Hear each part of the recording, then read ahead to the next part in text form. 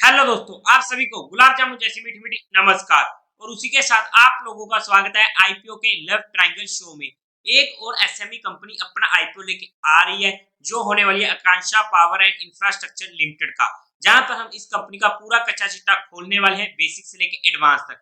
अगर मैं स्टार्टिंग में ही इसमें अपने पर्सनल डिसीजन की बात करूं फॉर एजुकेशन पर्पज, तो जैसा कि हमारी बात हुई है पिछले कुछ आईपीओ में कि अभी के टाइम में किसी भी आईपीओ में मेरा फाइनल डिसीजन नहीं है। बट इस आईपीओ में क्या रहेगा डिसीजन, वो मुझे आज के टाइम पर कंफर्म नहीं है। बिकॉज मुझे देखना पड़ेगा किस तरीके से वहां पर डिमांड आती है, किस तरीके से इसका जीएमपी चलता है, किस तरीके से वहां पर एचएनए का पैसा आता है, और किस तरीके से मार्केट का मूड माहौल रहता है। उन सभी फैक्टर्स के बाद ही इस आईपीओ में अगर मुझे अप्लाई करना हुआ तो भी मैं करूंगा, और मैं जो भी मेरा डिसीजन होगा वो मैं आप लोगों को टेलीग्राम चैनल पर अपडेट कर दूंगा। टेलीग्राम चैनल का लिंक आपको डिस्क्रिप्शन में मिल जाएगा, या फिर हम हमारे डेली के शो मार्केट का पैच और ब्रेकअप में भी डिस्कस करेंगे, तो चैनल को सब्सक्राइब कर लीजिएगा। लेकिन इस आईपीओ का जैसा कि हमें नाम से क्लियर हो रहा है कि काफी इंटरेस्टिंग कंपनी ये होने वाली है, बट एक नेगेटिव मेजर पॉइंट होने वाला है जिसे हम स्टडी करेंगे। तो अभी से इस वीडियो को लाइक और चैनल को सब्सक्राइब कर दीजिएगा। अगर हम सबसे पहले कंपनी की बेसिक डिटेल्स की बात करते हैं, तो 2008 में ये कंपनी इनकॉर्पोरेट हुई थी। अगर हम इसके काम की बात करते हैं, तो ये मैन्युफैक्चरिंग करती है इलेक्ट्रिकल इक्विपमेंट की, जिनमें आ जाते हैं switch board, transformers and vacuum contractors for institution, industries and utilities. मतलब कि कंपनी का काम काफी अच्छा होने वाला है। उसी के साथ साथ अगर हम कंपनी के प्रोडक्ट पोर्टफोलियो की बात करते हैं, तो वहां पर ये इंक्लूडिंग करती है manufacturing and supply of CTPT metering unit, cubic automatic power correction panels, fixed capacitor banks, motor control centre, power control centre, variable frequency drive panels, thyristor switches and vacuum contractors. मतलब कि अगर आप electrical engineer या electronics के होने वाले हो, तो आपको यहाँ पर चीजें काफी ज्यादा क्लियर होंगी। और उसी के साथ साथ कंपनी ऑफर करती है एनर्जी मैनेजमेंट सिस्टम को एंड स्मार्ट एनर्जी मीटर्स को, जहां पर एडवांस्ड मीटरिंग इंफ्रास्ट्रक्चर आ जाता है।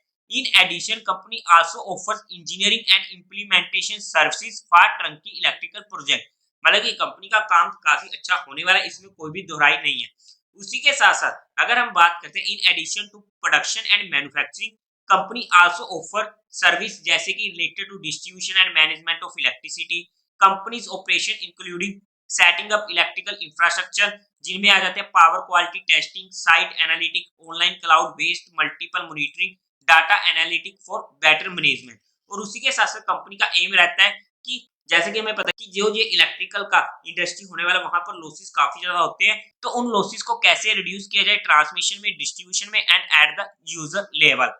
बट अब अगर हम कंपनी के क्लाइंट बेस की बात करते हैं, तो काफी इंटरेस्टिंग नाम हमें देखने को मिलेंगे। मिलिट्री इंजीनियरिंग सर्विसेज, HAL, सभी ने इसका नाम भी सुना होगा। Coal India, Hindalco industries, Indian oil corporation, ordnance factory board, L&T, Nalco, ABB India private limited, Hitachi energy India, TPCODL जो टाटा पावर ग्रुप का पार्ट होने वाला है, Jindal stainless limited, national mineral development corporation limited, steel authority of India यानी कि cell, Kutch copper limited जो Adani group का part होने वाला है, TPNODL जो again Tata power northern Odisha distribution limited का पार्ट होने वाला है। मतलब कि कंपनी के जो क्लाइंट्स होने वाले हैं, काफी बड़े बड़े नाम हमें देखने को सामने मिल रहे हैं, जो कंपनी के लिए एडिशनल पॉजिटिव पॉइंट हो जाता है। कंपनी सर्टिफाइड होने वाली है ISO की ऑब्वियसली, और उसी के साथ साथ इनकी 2 मैन्युफैक्चरिंग फैसिलिटी होने वाली है, जो सातपुर के महाराष्ट्र में होने वाली है। और उसी के साथ साथ as of June 30 2023 the company has 62 permanent employees and 387 contract employees, जिनको डेली बेसिस पर पे किया जाता है। तो मतलब कि कंपनी का अगर हम काम देखते हैं, काम में हमें कोई भी दिक्कत देखने को नहीं मिल रही है। एक अच्छा काम, एक काफी अच्छा काम होने वाला है। इसी के साथ साथ अगर हम कंपनी की बेसिक टाइम टेबल की बात करते हैं, तो 27 दिसंबर को जी आईपीओ ओपन होगा, 29 दिसंबर को क्लोज होगा, 1 जनवरी को अलॉटमेंट होगी, रिफंड मिलने शुरू हो जाएंगे 2 जनवरी से, आपके अकाउंट में क्रेडिट हो जाएंगे शेयर्स इफ अलॉटेड 2 जनवरी को, टेंटेटिव लिस्टिंग डेट होने वाली 3 जन की। अगर हम कुछ अदर्स फैक्टर्स की बात करते हैं, तो फेस वैल्यू होने वाली 10 रुपीज पर शेयर की, कट ऑफ प्राइस होगा इसका 52 से 55 रुपीज का। हमें तो अप्लाई करना है कट ऑफ प्राइस 55 रुपीज का, क्योंकि ये आईपीओ इजीली ओवर सब्सक्राइब होने वाला है। 2000 शेयर्स का एक लॉट रहने वाला है। टोटल इशू साइज है 27.49 करोड़ का, एक डिसेंट साइज का एसएमई आईपीओ होने वाला है। सारा का सारा होगा फ्रेश इशू। एनएसई के एसएमई पर ये आईपीओ लिस्ट होने वाला है। अगर हम इसके कोटा की बात करते हैं तो वहां पर क्वालिफाइड का कोटा होने वाला है 50% का, एचएनआई का होने वाला है 15% का और रिटेल का रहने वाला है 35% का। लोड साइज की बात करते हैं तो रिटेल कैटेगरी में एक लोड 2000 शेयर्स का होने वाला है, जिसकी अमाउंट पड़ेगी 1,10,000 की। एचएनआई में मिनिमम 2 लोड्स के लिए अप्लाई करना पड़ेगा, जिसकी अमाउंट पड़ेगी 2,20,000 की। अगर हम आईपीओ के प्रमोटर की बात करते हैं तो विपिन बिहारी दास मोहपात्रा सर, मिसेस चेताली विपिन दास मोहपात्रा मैम कंपनी के प्रमोटर होने वाले। प्री इशू शेयर होल्डिंग पैक्ट्री इनकी 83.28% की, जो पोस्ट इशू रह जाएगी 60.81% की। मतलब कि अभी तक हमें कोई दिक्कत देखने को नहीं मिली है, लेकिन जहां पर दिक्कत है वो हमारे लिए मेन मुद्दा आने वाला है, यानी कि कंपनी के फाइनेंशियल्स का। अगर हम चेकआउट करने की कोशिश करते हैं तो टोटल असेट 2021 में थे 37.81 करोड़ के, 2022 में 38.38 करोड़ के, 2023 में 47.62 करोड़ के, और उसी के साथ साथ पहले 3 महीने में थे FY 2024 के 55.3 करोड़ के। एक अच्छी ग्रोइंग रेट है, कोई दिक्कत नहीं है। रेवेन्यू 74 करोड़ का था 2021 में, नेक्स्ट ईयर डिक्रीज हुआ 52 करोड़ तक पहुंच चुका था, फिर से नेक्स्ट ईयर डिक्रीज हुआ 46.44 करोड़ तक पहुंच चुका था। अगर हम पहले 3 मंथ्स की बात करते हैं तो वहां पर 10.27 करोड़ का देखने को मिल रहा है, जहां पर हमें कंटिन्यूसली डिक्रीजिंग देखने की मिल रही है रेवेन्यू में, जो हमारे लिए एक नेगेटिव पॉइंट हो जाता है, इनफैक्ट मेजर नेगेटिव पॉइंट होने वाला है जी। प्रॉफिट आफ्टर टैक्स की बात करते हैं तो 3.92 करोड़ का था 2021 में, नेक्स्ट ईयर फिर से डिक्रीज हुआ 2.4 करोड़ का, नेक्स्ट ईयर 2.9 करोड़ का, और अगर हम पहले 3 मंथ्स में देखते तो 71 लाख का हमें देखने को मिल रहा है। तो यहाँ पर भी हमें इनकंसिस्टेंसी देखने को मिली है, मतलब कि इस 2 रीजन की वजह से जहां पर रेवेन्यू और प्रॉफिट आफ्टर टैक्स में मुझे दिक्कत देखने को मिली है, ये एक मेजर इशू आ जाता है इस कंपनी के लिए, क्योंकि एसएमई आईपीओ ऑलरेडी काफी ज्यादा रिस्की होते हैं और वहां पर फाइनेंशियली मुझे वहां पर काफी ज्यादा दिक्कत देखने को मिली है। अब इसका रीजन जो भी हो, बट जहां पर हमें दिक्कत देखने को मिली है तो मिली है, इस पॉइंट को हमें एक्सेप्ट करना पड़ेगा। नेटवर्थ की बात करते हैं तो 20.74 करोड़ की, रिजर्व एंड सरप्लस 7.22 करोड़ का, जहां पर भी हमें पहले तो इंक्रीज हुआ, फिर इंक्रीज हुआ और फिर डिक्रीज हुआ, फिर से इनकंसिस्टेंसी। टोटल बोरिंग 17 करोड़ की देखने को मिल रही है। मतलब कि अगर मैं ओवरऑल में फाइनेंशियल्स की बात करूं तो मुझे यहाँ पर काफी ज्यादा दिक्कत में देखने को मिल रही है, और जहां पर सिर्फ मैं ओके टू स्लाइटली नेगेटिव ही इसके फाइनेंशियल्स की बात करूंगा ओवरऑल में, जो मेरे अकॉर्डिंग मेरी स्टडी के अकॉर्डिंग मुझे देखने को लग रहा है। अगर हम कंपनी के बात करते हैं ऑब्जेक्टिव की कि क्यों आ रहा है ये आईपीओ, तो वहां पर इनको कैपिटल एक्सपेंडिचर की रिक्वायरमेंट होने वाली है, वर्किंग कैपिटल रिक्वायरमेंट होने वाली है, जनरल कोऑपरेट पर्पस के लिए, और साथ ही साथ इशू एक्सपेंस के लिए इनको ये आईपीओ लाना पड़ रहा है। तो इतना मेजर मुझे इसमें इंप्रेसिव ऑब्जेक्टिव देखने को नहीं मिला है। अगर मैं कंपनी के फंडामेंटल्स की बात करता हूं तो वहां पर जिस पीई पर ये आईपीओ आ रहा है 24 का होने वाला है, मार्केट कैपिटलाइजेशन 101 करोड़ की, रिटर्न ऑन इक्विटी 18.20% की अच्छी है, रिटर्न ऑन कैपिटल एम्प्लॉयमेंट 22.75% की अच्छी है, debt to equity ratio 0.96 comfortable है, रिटर्न ऑन नेटवर्थ 18.20% की अच्छी है, ईपीएस 2.29 की काफी ज्यादा कम है, जहां पर फिर से दिक्कत देखने को मिली है।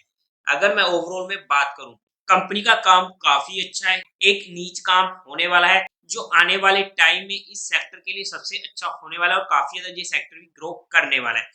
बट दिक्कत आई कंपनी के फाइनेंशियल्स पर, जो मुझे सबसे इस कंपनी का सबसे बड़ा मेजर नेगेटिव पॉइंट देखने को लगा। अगर हम कंपनी के पीयर टू पीयर कंपैरिजन में जाकर भी चेकआउट करते हैं तो वहां पर सबसे पहले आ जाती है HPL electrical and power limited, जिसका पीए 18.7 का, जीनस पावर इंफ्रास्ट्रक्चर जिसका पीए 67.22 का, कोस पावर इंजीनियरिंग लिमिटेड जिसका पीए 216.65 का।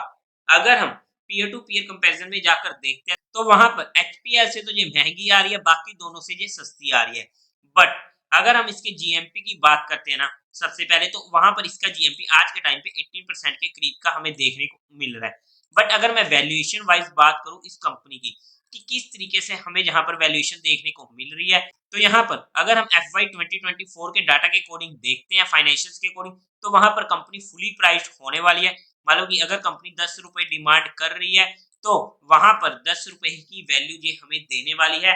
मतलब कि ना तो ये आईपीओ सस्ता आ रहा है, ना ही ये आईपीओ महंगा आ रहा है, जितने रुपए ये हमसे ले रही है उतने रुपए का ही ये हमको माल देने की कोशिश कर रही है। बट इस कंपनी का सबसे मेजर नेगेटिव पॉइंट था फाइनेंशियल। लेकिन आने वाले टाइम में क्या ये अपने फाइनेंशियल की फिगर में सुधार ला सकती है, ये हमारे लिए इम्पोर्टेंट होगा देखने के लिए कि किस तरीके से आने वाले ईयर्स का क्वार्टरली का किस तरीके से वहां पर इनके फाइनेंशियल देखने को मिलते हैं, जहां पर हमें कंपनी के बारे में काफी कुछ इंटरेस्टिंग सीखने को मिलेगा कि क्या ये कंपनी लॉन्ग टर्म में भी अपने आप को सस्टेन कर पाती है या नहीं कर पाती है। बाय द वे कंपनी का काम अच्छा है, क्लाइंट बेस काफी अच्छा है, सेक्टर काफी ज्यादा अच्छा है, और इस सेक्टर में अगर आने वाले टाइम में ये कंपनी अपने आप को इनोवेट करती है तो ये कंपनी काफी ज्यादा ग्रो भी कर सकती है। जैसे कि इस इंडस्ट्री में सोलर पावर का आने वाले टाइम में काफी ज्यादा यूज होने वाला है, तो अगर ये भी अपने आप को सोलर एनर्जी पर इनोवेट करने की कोशिश करती है तो ऑब्वियसली यहाँ पर कंपनी के लिए आने वाले टाइम में अच्छा हो सकता है। बट देखना पड़ेगा कि किस तरीके से वहां पर कंपनी अपने आप को फ्यूचर में काम करने की कोशिश करती है, तो किस तरीके से ये फ्यूचर में परफॉर्म करती है, सब कुछ इंपॉर्टेंट होगा कंपनी को स्टडी करने के लिए as being long term. But long term में स्टडी करने का मतलब ये नहीं है कि हमने पहले इसके शेयर लेके रख दिए, ऐसा कुछ भी नहीं है।